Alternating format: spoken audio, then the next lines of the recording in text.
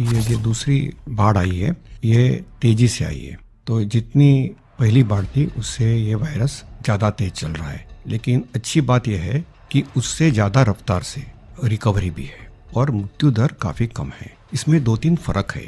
पहली तो ये युवाओं में और बच्चों में भी थोड़ा दिखाई दे रहा है। उसके जो लक्षण हैं, पहले जैसे लक्षण थे, सांस चढ़ना, सूखा खांसी आना, बुखार आना, ये तो सब है ही, पर उसके साथ थोड़ा गंध जाना, स्वाद चला जाना, ये भी है।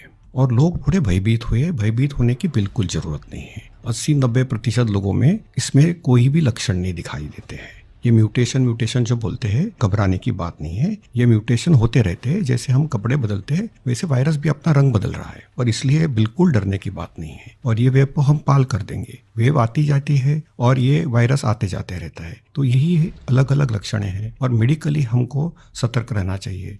एक 14 से 21 दिन का ये कोविड का टाइम टेबल है। इसमें वैद्यकीय सलाह लेना चाहिए। क्लिनिकल ट्रीटमेंट लोग बहुत देरी से चालू करते हैं और अपने आप बीमारी से दब जाएंगी ये भरोसे पे रहते हैं और मोबाइल पे आने वाली बातों पे भरोसा रखते हैं। और अगर सरकारी दी हुई सूचना का पालन करे तो ये कठिनाई का सामना नहीं आता है। तो कोविड में जो ट्रीटमेंट क्लिनिकल प्रोटोकॉल है उसमें 3 प्रकार की तीव्रता है। हल्का या माइल्ड कोविड, मध्यम या मॉडरेट कोविड और तीव्र कोविड जो सीवियर कोविड बोलते हैं, इसके लिए है। तो जो हल्का कोविड है उसके लिए तो हम ऑक्सीजन का मॉनिटरिंग करते हैं, पल्स का मॉनिटरिंग करते हैं, बुखार का मॉनिटरिंग करते हैं। बुखार बढ़ जाता है तो कभी कभी पैरासीटामोल जैसी दवाई का इस्तेमाल करते हैं और अपने डॉक्टर से संपर्क करना चाहिए। जो मॉडरेट कोविड होता है, मध्यम कोविड होता है या तीव्र कोविड होता है, तो वैद्यकीय अपने डॉक्टर के साथ संपर्क करना बहुत जरूरी है। सही और सस्ती दवाई अवेलेबल है जिसमें स्टीरॉयड जो है ये जान बचा सकती है। जो इनहेलर्स दे सकते हैं हम,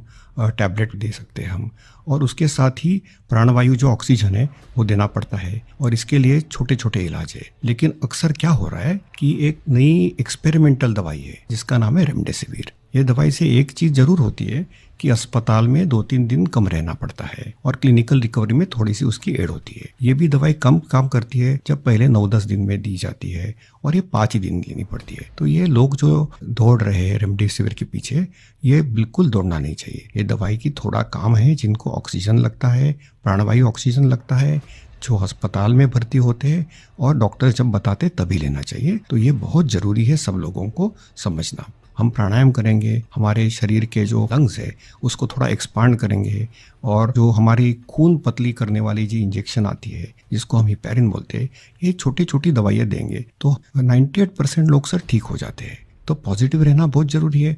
ट्रीटमेंट प्रोटोकॉल वैद्यकीय सलाह से लेना बहुत ज़रूरी है और ये जो महंगी महंगी दवाई है उसके पीछे दौड़ने की कोई ज़रूरत नहीं है सर। अपने पास अच्छे इलाज चालू है, प्राणवायु ऑक्सीजन है, वेंटिलेटर की भी सुविधा है, सब कुछ है सर। और कभी कभी ये दवाई यदि मिल जाती है तो योग्य लोगों में ही देनी चाहिए। तो इसके लिए बहुत भ्रम पैदा हुआ है और इसलिए ये स्पष्टीकरण देना चाहता हूँ सर कि अपने पास वर्ल्ड की सबसे बेस्ट ट्रीटमेंट अवेलेबल है। आप देखेंगे कि भारत में सबसे अच्छा रिकवरी रेट है। आप यदि कंपेयर करेंगे यूरोप के लिए, अमेरिका, वहीं से भी हमारे यहाँ के ट्रीटमेंट प्रोटोकॉल से मरीज ठीक हो रहे हैं सर। देखिए, जब कोरोना शुरू हुआ तो कश्मीर में जो सबसे पहला हॉस्पिटल डेजिग्नेट हुआ एज कोविड हॉस्पिटल वो हमारा सीडी हॉस्पिटल था जो मेडिकल कॉलेज के अंडर में आता है। तो उस टाइम एक खौफ का माहौल था लोगों में, तो था ही। वो समझते थे शायद कोविड का इन्फेक्शन किसी को हो जाता है तो एक डेथ सेंटेंस माना जाएगा ये। और ऐसे ही जो हमारे अस्पतालों में डॉक्टर साहिबान या पैरामेडिकल स्टाफ काम करते थे उनमें भी एक खौफ का माहौल था कि हम इन पेशेंट्स को कैसे फेस करेंगे, हमें इन्फेक्शन होने का खतरा तो नहीं है। लेकिन जो ही टाइम गुजरा हमने भी देखा कि अगर पूरी तरीके से हम जो प्रोटेक्टिव गियर पहने और एहतियाती तदाबीर जो है उन पे अमल करें तो हम भी सेफ रह सकते हैं और हमारा जो बाकी स्टाफ है वो भी सेफ रह सकता है। और आगे आगे जब भी हम देखते गए तो ये मरीज जो कुछ लोग बीमार थे, कुछ एसिम्प्टोमेटिक थे, यानी कि उनमें कोई बीमारी के कोई लक्षण नहीं थे, हमने देखा कि करीब करीब 90-95% से ज्यादा जो मरीज हैं वो खुद विदाउट एनी मेडिकेशन भी ठीक हो जाते हैं। तो वक्त जैसे गुजरता गया तो लोगों में जो कोरोना का एक डर था वो बहुत कम हो गया। आज की बात जो हम ये सेकंड वेव जो इस टाइम हमारी आई है इस कोरोना में, इस टाइम भी हमें पैनिक होने की जरूरत नहीं है। इस मौके पे भी हम अगर जो प्रोटेक्टिव मेजर्स हैं, जो SOPs हैं, अगर उन पे हम अमल करेंगे, जैसे मास्क पहनना, हैंड सैनिटाइजर का यूज करना, इसके अलावा फिजिकल डिस्टेंस मेंटेन करना या सोशल गैदरिंग्स हम अवॉइड करें, तो हम अपना रोजमर्रा का काम भी बखूबी निभा सकते हैं और इस बीमारी से प्रोटेक्शन भी पा सकते हैं।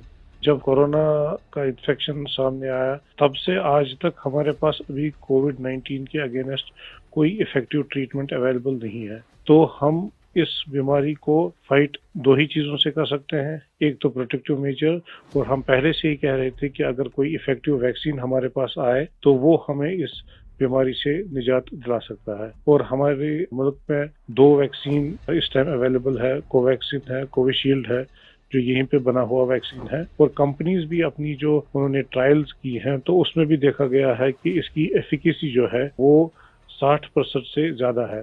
अगर हम जम्मू कश्मीर की बात करें, हमारी यूटी में अभी तक 15 से 16 लाख तक लोगों ने अभी ये वैक्सीन लगाया है। हाँ, सोशल मीडिया में काफी इसके जो मिसकंसेप्शन या मिथ्स इसमें आए थे कि ये साइड इफेक्ट्स हैं। अभी तक हमारे जो भी यहाँ पे वैक्सीन लगे हैं, कोई साइड इफेक्ट उनमें नहीं पाया गया है। सिर्फ जो आम हर किसी वैक्सीन के साथ एसोसिएटेड होता है, किसी को बुखार आना, पूरे बदन में दर्द, या लोकल साइट जहाँ पे इंजेक्शन लगता है वहाँ पे पेन होना, ऐसे ही साइड इफेक्ट्स हमने हर मरीज में देखे हैं। तो कोई ग्रॉस हमने कोई एडवर्स इफेक्ट नहीं देखा है। हाँ, और दूसरी बात, लोगों में ये भी आशंका थी कि कुछ लोग आफ्टर वैक्सीनेशन यानी वैक्सीन टीकाकरण के बाद पॉजिटिव हो गए। इसमें कंपनी से ही गाइडलाइंस है कि उसमें अगर किसी को टीका लगा है उसके बाद उसको इन्फेक्शन हो सकता है, वो पॉजिटिव हो सकता है, लेकिन जो बीमारी की सीवियरिटी है यानी बीमारी की शिद्दत जो है उन मरीजों में उतनी नहीं होगी। यानी कि वो पॉजिटिव हो सकते हैं, लेकिन जो बीमारी है वो एक जानलेवा बीमारी उनमें साबित नहीं हो सकती है। इसलिए जो भी ये मिसकंसेप्शंस हैं वैक्सीन के बारे में, वो हमें दिमाग से निकालने चाहिए।